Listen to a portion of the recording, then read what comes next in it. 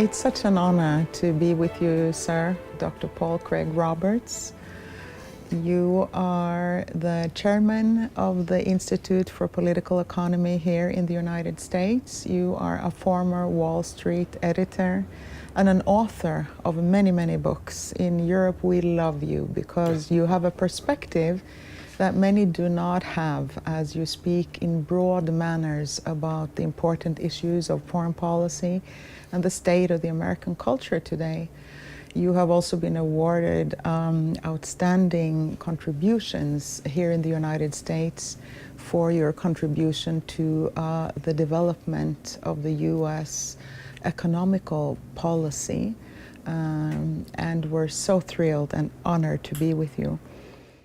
You've spoken a great deal about the development of the American culture, and you've said actually that the identity politics in America has destroyed the nation and has created a situation where everything is deteriorating into hate speech, one group against the other.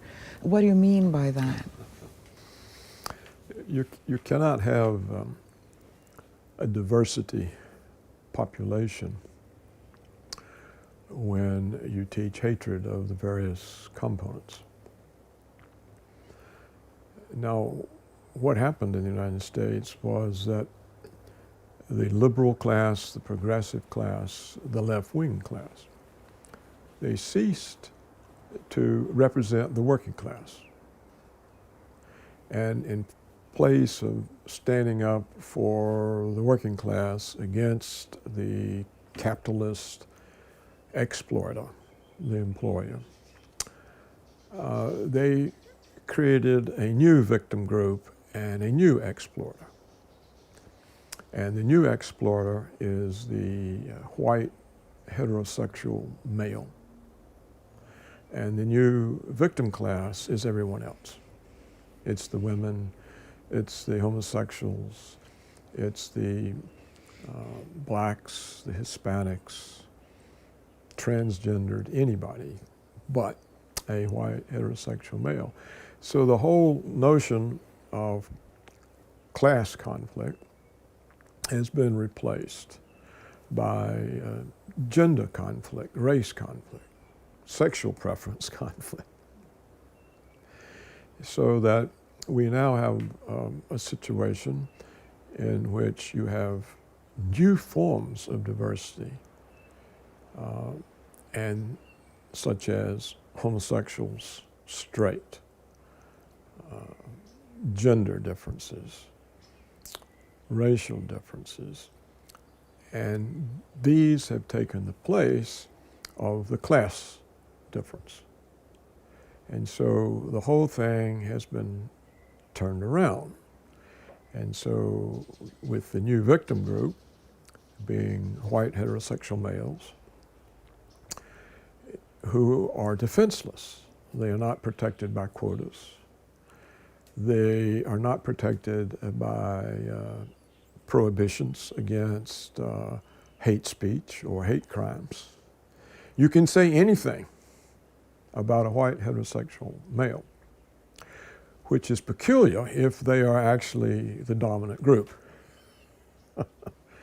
But you can't say the slightest thing about a black or a homosexual or a woman. So this has the population at each other's throats, whereas it used to be the capitalist and the worker, and now it's everybody against everybody.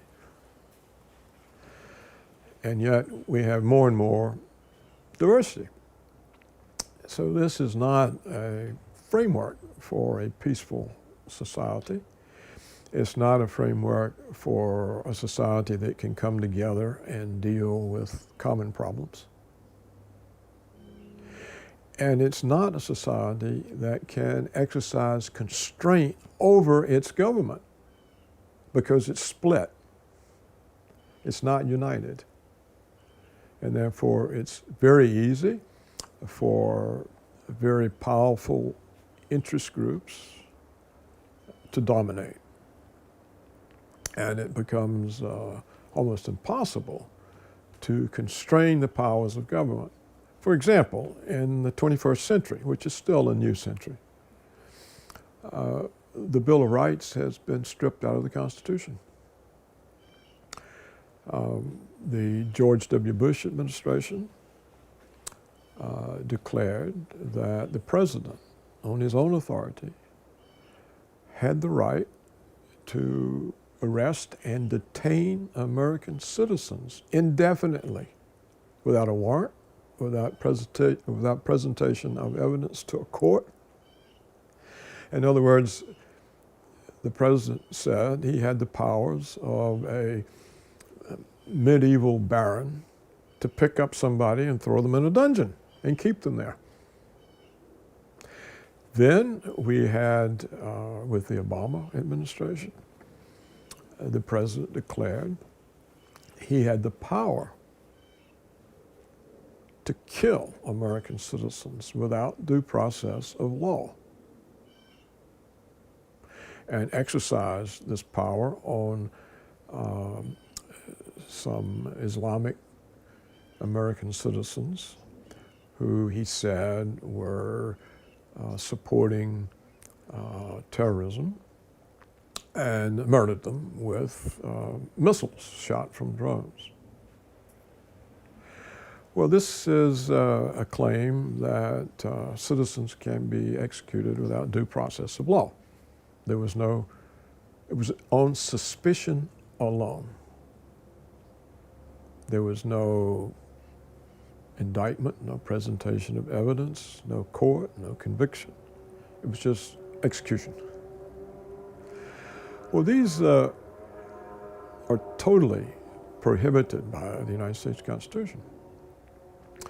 We've also had the development of mass surveillance, mass spying, mass interception of personal communications without warrants. This is also strictly unconstitutional.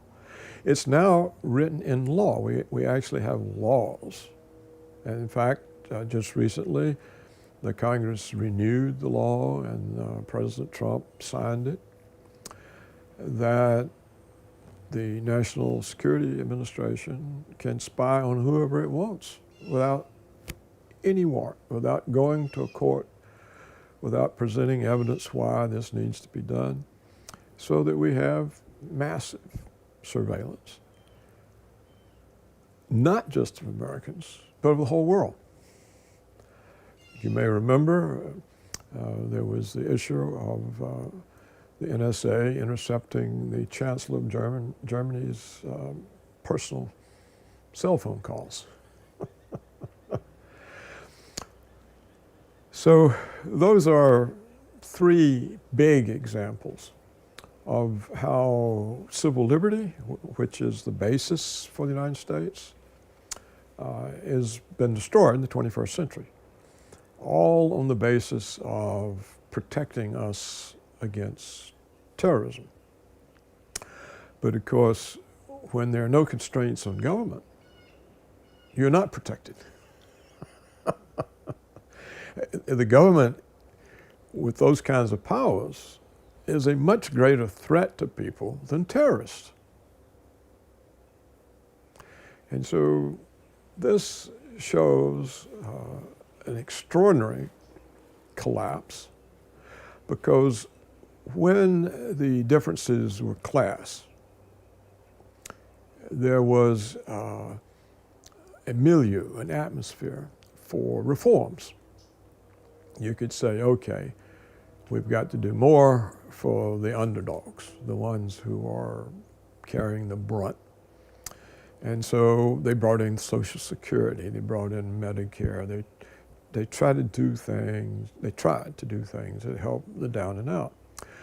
But when you no longer have these class distinctions, what reforms do you bring in when you have this identity politics where every group has its own separate interest?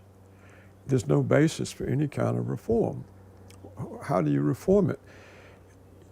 the way identity politics, as you reform it, is you get rid of white people. There was recently an article published in a Texas university student newspaper that says white DNA is an abomination. Well, in this type of attitude, there's no basis for goodwill, for some compromise, some kind of common ground. The old class distinctions, unless you were a strict Marxist, you did have grounds for goodwill, for compromise. And so they had reforms that people didn't have to fight for, literally fight. The ruling class would say, yes, we agree to this. There was a basis for goodwill. In identity politics, there's no basis for goodwill. It's such a paradox because in Europe and in the whole world actually, we used to look up to America as a melting pot based on national identity, regardless of creed and race. And it's precisely that. The ability for poor people from India or Pakistan or Ireland and Norway were able to travel to the great Americas where class distinction wasn't as strong as in the old regime. And we were able to make it here, even though we were poor in our countries of origin. So that's the paradox we see today, how America is falling for precise the same trap of using ethnicity as a distinction of how to state what is good and what is wrong and what is right. That's such a paradox to us. Yes, and it's even more of a paradox because it's the ruling ethnicity that's on the defensive. It's under attack. And so it's not a hopeful situation. Thank you very much. We are so honored to have spoken to you. Well, thank you very much for including me in your wonderful program.